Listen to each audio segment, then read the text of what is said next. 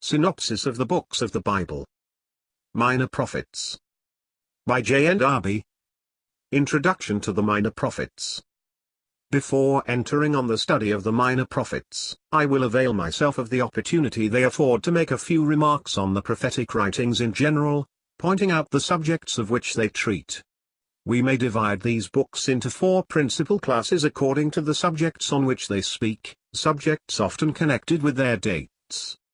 First, those which speak of the great crisis of the capture of Jerusalem, and its consequences. These are Jeremiah, Ezekiel, Daniel, all the greater prophets excepting Isaiah. I place the book of Daniel in this class, though his chief subject be the consequences under Gentile rule, until the Lord come, because, in fact, that event changed the government of the world, setting aside, in judgment, the elect people, and, while speaking of the Gentiles, he does so in connection with the substitution of the Gentile monarchy for that of God in Israel, and in view of that people's destiny. Second, those which speak of the judgment of the Gentiles as such. These are Jonah, Nahum, Obadiah. Third, those which speak of the entire fall of Israel, and of the destiny that already threatened Judah, such as Isaiah, Hosea, Amos, Micah. They announced a penal judgment on the people while unfolding with more or less extent the dealings of God in grace at the end. With the exception of Amos, who prophesied in the reign of Uzziah, earlier than the other three, they belong to the days of Uzziah, Jotham, Ahaz, and Hezekiah, this last king forming an epoch in these prophecies, the Assyrian having overthrown the kingdom of Israel during the reign of Hezekiah, and threatened Jerusalem. Lastly, we have Haggai, Zechariah, and Malachi, who prophesied after the captivity, the first two for the encouragement of the people, the last to bear witness to the failure of the Jews who had returned from captivity, and to announce the testimony and the judgment of the last days, which should separate the remnant from the wicked around them. I have not spoken of Joel and Habakkuk, because these two prophets have each a peculiar character, not applying to the judgment of the Gentiles, like Nahum and Obadiah, and having no date to indicate a moral import founded on the condition of Israel. They both point out, in an especial manner, the judgments of the last days. Joel speaks of a particular invasion of the land, and of the judgment of the nations, which is fulfilled at the same period, in connection with the blessing of Israel. The Spirit in Habakkuk, whilst availing himself of the occasion of a particular judgment, brings out the spiritual affections and the exercises of heart produced by the sight of the evil, and of the consequent judgment, and shows the condition of a soul taught of God in view of these things. We find thus in the prophets, taking a moral view of their subjects, first, the judgment of the people in general, the house of David being spared for a time, God raising up Hezekiah, and on this occasion, the true son of David is announced. This is contained in Hosea, Amos, Isaiah, and Micah. Secondly, the judgment of Jerusalem, and the substitution of the Gentile monarchy, the people of God being entirely set aside, Jeremiah, Daniel, and Ezekiel, the last discussing all the great principles of relationship with God, and the destiny of all Israel as a land and nation. Thirdly, the judgment of the world, Jonah, Nahum, and Obadiah. Fourthly, the desolation of the last days, by the northern army, and the judgment of the nations, followed by the temporal blessing of Israel, and, in the spirit, of all flesh. This is Joel. Fifthly, the chastisement of God's people by the successful violence of the man to whom God allows power for this purpose. The spirit of the prophet, overwhelmed by the evil which he beholds in the people, and yet, still more so when they are oppressed by their haughty enemies, understands that the just shall live by faith, and that this oppression was needed to chastise the evil, and to allow the pride of man to reach that height of iniquity which leads to the judgment that annihilates his pride forever. This is Habakkuk. The last chapter is the expression of the sentiments produced by this instruction, the desires, the recollections, and the confidence of faith, a faith that rests on God Himself, in the midst of all those exercises of heart to which the history of His people gives birth in the faithful. Precious consolation, when we think of all that invests itself with the name of God.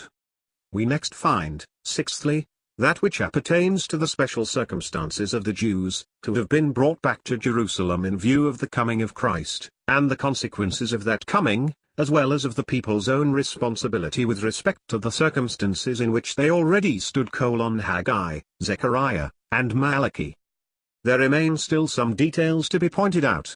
Jonah sets before us, in a very striking manner, the patient goodness of God towards a world of proud and careless sinners, and that in contrast with the impatience of the man to whom the oracles of God are committed, to see them accomplished for his self-satisfaction, even though it were by the execution of the judgment which grace would set aside on the humiliation of those who were its objects. Nahum, however, shows us that this judgment must, in the end, be executed, and that a long suffering, the only result of which is to glorify God, would at length give place to a judgment that should definitely and forever put an end to all that exalted itself against God. Obadiah reveals to us, not this general and public pride of the world, but the hatred to God's people which is especially seen in those who were outwardly connected with them, and who, according to the flesh, claimed a right to the inheritance of the firstborn. The notice which God gives us in these prophets of his relationship with the world, and of the manner in which he looks upon it, is full of interest. Jonah presents the force of that expression in Peter, a faithful creator. In Isaiah, we may have remarked the rich development of the ways of God in reference to Christ, and with Israel, and the connection of these things, both with each other and with the judgment of the world. The purposes of God in government are largely opened in that book. The three other great prophets instruct us in the vast importance of that crisis in the history of the whole world, that critical moment when Jehovah ceased to govern it in the midst of his people, and removed the seat of his power into the midst of the Gentiles, and placed that power in the hands of men. Amos and Hosea give us some precious light on the moral government of God. They furnish the reader of the Bible with striking pictures of the state of things, the facts, which were the procuring cause of the judgment that God inflicted. Not only the facts which resulted from God's dealings but the conduct that gave rise to those dealings with his people. This exposure of their conduct is full of humbling interest.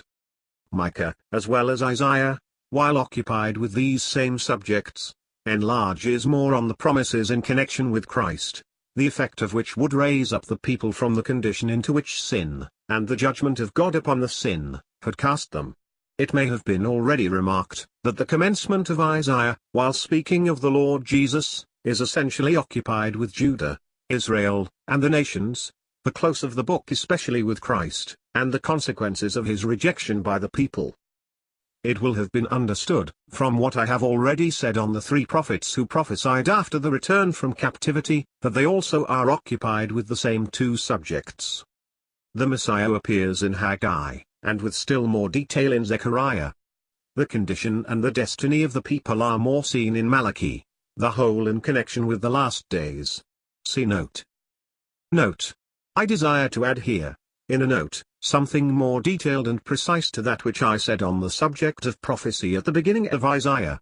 Prophecy is the intervention of God's sovereign grace in testimony, in order to maintain his relationship with his people when they have failed in their responsibility to God in the position they held, so that their relationship with God in this position has been broken, and before God has established any new relationship by his own power and grace.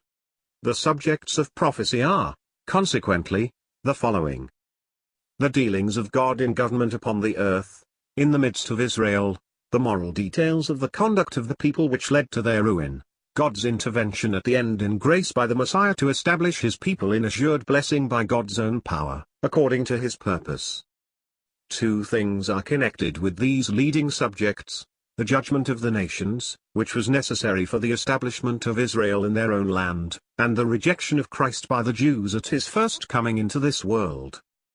Finally, Israel had been the center and keystone of the system that was established after the judgment upon Noah's descendants for their pride at Babel.